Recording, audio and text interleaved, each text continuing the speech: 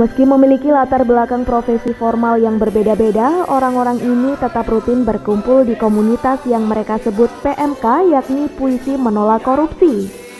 Secara swadaya, mereka menulis puisi bertemakan anti korupsi dan melakukan gerakan kampanye anti korupsi ke berbagai kota besar setanah air selama 3 tahun terakhir. Kabupaten Jember merupakan kota ke-47 yang mereka kunjungi. Sejauh ini mereka sudah berhasil menerbitkan 6 buku yang masing-masing jilid terdiri dari ratusan karya penyair. Gerakan ini mereka lakukan karena tingkat korupsi di tanah air sudah sangat parah, sehingga perang terhadap korupsi tidak cukup mengandalkan para penegak hukum. Masyarakat sipil dari berbagai profesi juga perlu secara berjamaah memusuhi korupsi, sehingga keberadaan penyakit akut yang bernama korupsi tersebut bisa semakin terjepit. Karena korupsinya sudah parah, tingkat korupsinya sudah parah. Ini indikasi. Dan yang namanya korupsi itu memang penindakan atau perlawanan secara hukum itu hanya bisa dilakukan oleh penegak hukum. Tetapi penolakannya itu kewajiban seluruh warga negara, ada undang-undangnya itu.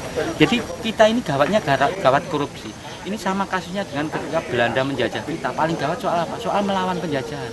Nah, ini menjadi penguat dari langkah-langkah hukum, langkah-langkah formal yang dilakukan oleh negara.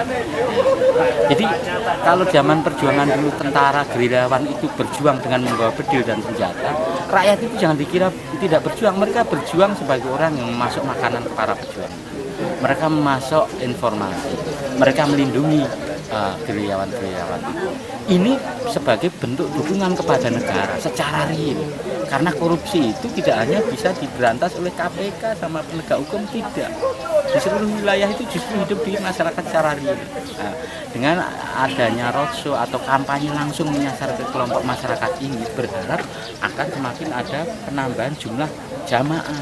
Ada banyak masyarakat yang sadar sehingga kalau terjadi indikasi kasus korupsi, mereka berani melapor. Ya kan? Mereka berani menulis, jurnalis tidak takut, ya kan? Kalau ada apa-apa terhadap pekerja aktivis anti korupsi yang kemudian mendapat kekerasan, masyarakat membela, kan begitu. Ini jamaah. Sama-sama menyuarakan gerakan satu hati tolak korupsi. Kalau konsepnya, kalau kami penyair, bahwa para penyair diminta untuk membuat beberapa puisi, kemudian puisi itu kami serahkan pada kurator, kemudian dikurasi dan hasilnya kami bukukan untuk menjaga kemandirian dan transparansi. Membuat buku itu kami biaya sendiri, kami masing-masing penyair iuran 100.000 dan kemudian kami wujudkan kembali kepada penyairnya dalam bentuk buku sebanyak 3 eksemplar.